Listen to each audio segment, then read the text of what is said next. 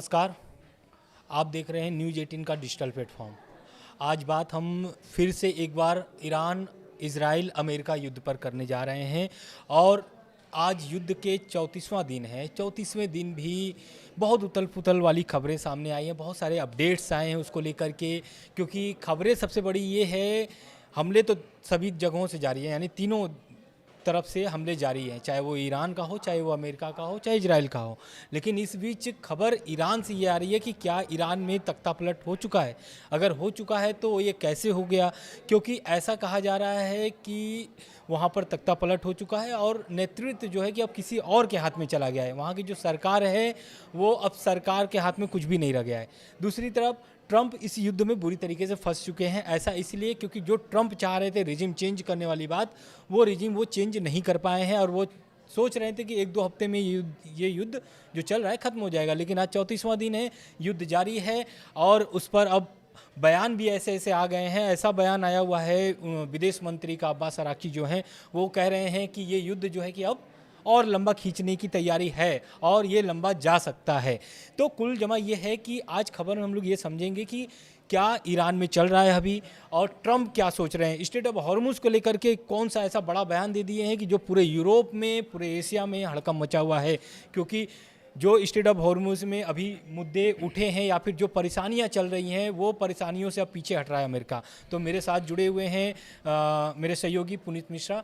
आज हम इनसे जानेंगे कि आज क्या चल रही है, क्या ईरान में सच में तख्तापलट होने वाला है। अभी एक ताज़ा खबर और भी आ रही है। खबर ताज़ा ये है कि रूस और पाकिस्तान ने मिलकर सीज फायर को लेकर के 5 पॉइंट बनाए हैं। 5 पॉइंट का सीज फायर है और वो पेश करना चाह रहे हैं ईरान और अमेरिका के बीच में। खबरें ये भी है। लेकिन ये जो हम तख्तापलट वाली बात कर रहे हैं उसके पहले हम एक बात और याद दिला देते हैं, पाकिस्तान वाली जो वांटेड लिस्ट है इजराइल का कि इन नेताओं को मारना है, तो उसमें से 2 नाम निकाले गए थे। एक है अब्बास अराक्ची और एक है ईरान के जो स्पीकर हैं, उन दोनों लोगों का निकाला गया था नाम। उसके बाद से ये कहा जा रहा है कि अब जो है कि मतलब इस खबर को लेकर, जैसा अभी आपने कहा कि युद्ध में और रणनीति चले जा रहे हैं, तो ये जो पॉलिटिक्स चल रही है, एक तरफ पाकिस्तान को आड़ में लेकर के नाम हटाए जा रहे हैं, इजराइल से दोस्ती बढ़ाई जा रही है, एक तरफ ट्रंप बोल रहे हैं कि हमारी स्पीकर जो हैं उनसे बातचीत चल रही है, अच्छा बातचीत चल रही है और आने वाले समय में डील भी हो सकती है। दूसरी तरफ रूस और जो पाकिस्तान है वो अभी 5 पॉइंट का रख दिया है सीज फायर कि आप युद्ध खत्म कर लो।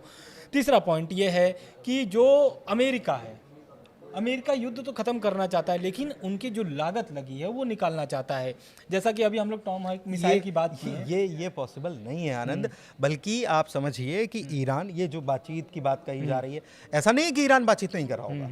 ईरान बातचीत कर रहा होगा। ईरान उसी तरीके से गेम खेल रहा है, उसी तरीके से प्ले कर रहा है जैसा कि अमेरिका गेम खेलने की कोशिश कर रहा है। अमेरिका ये कहता है, आप समझिए कि अमेरिका ये कहता है कि हम बातचीत कर रहे हैं, दूसरी तरफ हमला बोल देता है। ईरान ने उस पॉलिसी को समझ लिया, उसी तरीके से ईरान भी काम कर रहा है। और रही बात पाकिस्तान या रूस की, तो उनकी तरफ से कोशिशें ज़रूर की जा रही हैं, लेकिन अमेरिका इसमें फंसा हुआ है और उससे ज़्यादा फंसा हुआ है इजराइल, जिसको खासा नुकसान हो रहा है। बिल्कुल। एक खबर ये भी है, जो हम तख्तापलट वाली बात कर रहे हैं और ये आपस में जो या फिर मसूद पजेस्कियान हो या फिर IRGC के जो कमांडर हो, इनके आपस में क्या मतभेद है अभी सामने निकल के नहीं आया। लेकिन एक खबर ये है कि राष्ट्रपति मसूद पजेस्कियान पिछले गुरुवार को वो अपना नया खुफिया मंत्री नियुक्त करना चाहते थे, जिसको लेकर के IRGC के जो कमांडर हैं अहमद वहीदी, उसे उस नियुक्ति को ठुकरा दिया है, मना कर दिया। उसका कारण हो सकता है, उसका कारण ये भी हो सकता है कि एक तरफ बातचीत की चर्चाएं चल रही हैं, दूसरी तरफ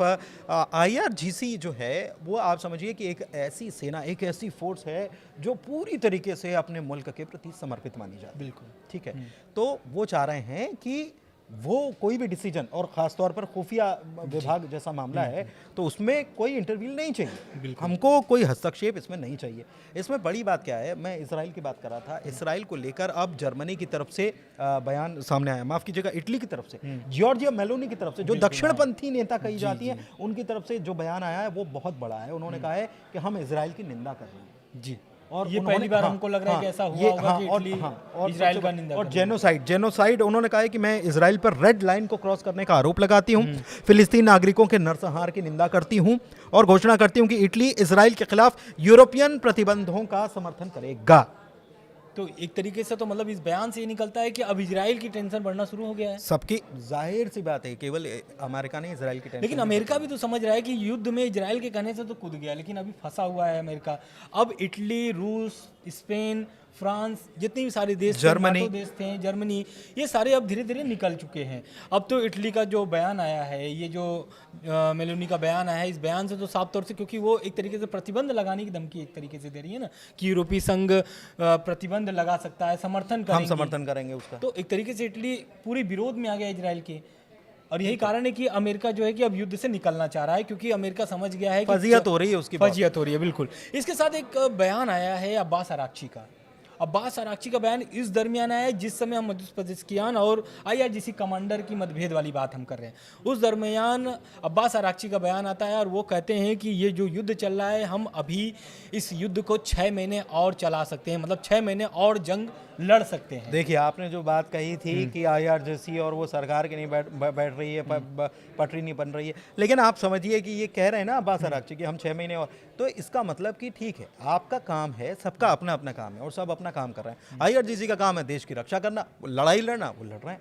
और अब्बास अराक्ची का काम है कि विदेश मामलों में उनको बताना कि हमारी ताकत क्या है, पूरी दुनिया को बताना कि हमारी ताकत क्या है। वो बता रहे हैं कि 6 महीने तक हम ऐसे ही युद्ध लड़ सकते हैं। बिल्कुल बिल्कुल। तो देखिए, लगातार जिस तरीके से अपडेट आ रहे हैं ईरान, इजराइल, अमेरिका युद्ध को लेकर के, हम लोग प्रयास कर रहे हैं कि आपको हर एक अपडेट पहुंचाएं। आज का वीडियो कैसा लगा कमेंट बॉक्स में कमेंट करके ज़रूर बताएं। शुक्रिया, बहुत धन्यवाद।